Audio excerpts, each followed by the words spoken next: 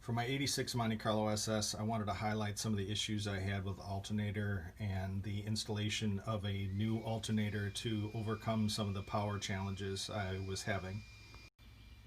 So to give you some idea of the power demands, you can see I've got two heavy-duty Spal fans up front that draw a lot of current. I've got two smaller Spal fans underneath that are cooling the transcooler. Then you couple that with the intercooler pump that I'm powering, the two fuel pumps in the tank, and then you couple that with all the accessories, lights, AC. You can see why the demand was taxing the alternator that I had in there originally, which was a 160 Amp Power Master. A couple things I tried with the 160 before swapping it out was switching to a larger primary charge wire. So this is a 4 gauge from Cables USA, which has a much higher ratio of fine stranded copper than some of your cheaper wires. So this is what I used for the charge wire, which went directly to the battery. Then I also did the same in terms of the ground for the alternator as well. These are anodized, so they don't really ground well to the block. This is the ground wire, then I've got that going down here to the frame with a self-tapping bolt.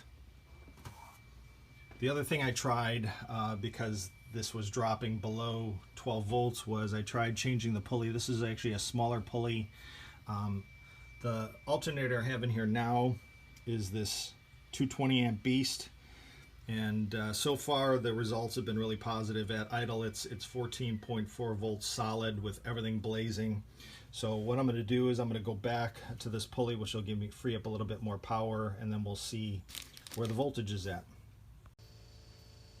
One additional item to note is the diameter of this is slightly larger, so it actually made it a little bit more difficult for me to get my accessory belt on, and I suspect I might need to go to just a slightly larger belt because I'm going to be putting this pulley on to the alternator, which I had originally, and I don't think I'm going to be able to get it on. We'll see, but I'll let you know the results. So just to give you some idea how tight this sucker is, I'll see if I can get this off with one hand, but I'm just releasing the tension on the tensioner. I'm just going to pull this down, but it's all the way there. So we'll replace the pulley and see what we come up with.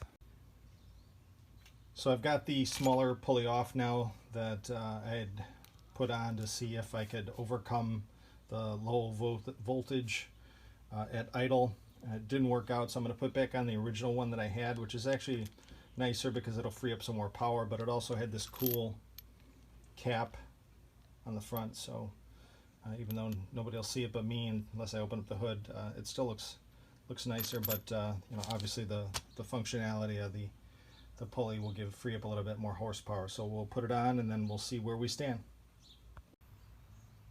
So I have the larger pulley installed on the alternator. What I found was that the belt, I couldn't get it on though, because the increase in the diameter of the larger alternator, the 220 versus the 160 amp, the diameter of the body was actually slightly larger, so it brought the pulley outward, and then you couple that with the larger pulley that I replaced it with.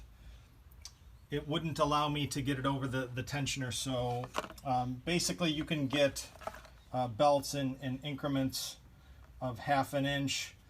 The belt that I had on there was a 40 inch, and actually with it stretched I couldn't even get the tensioner on there, so, and it was closer to a 50 stretched, so I ended up going with a 50, and it works perfect. The tensioner is in good range. It's not too far up, which will allow me some stretch and still function once it wears a little bit. So we'll put it back together and fire it up, and with the larger pulley we'll see where the voltage is. And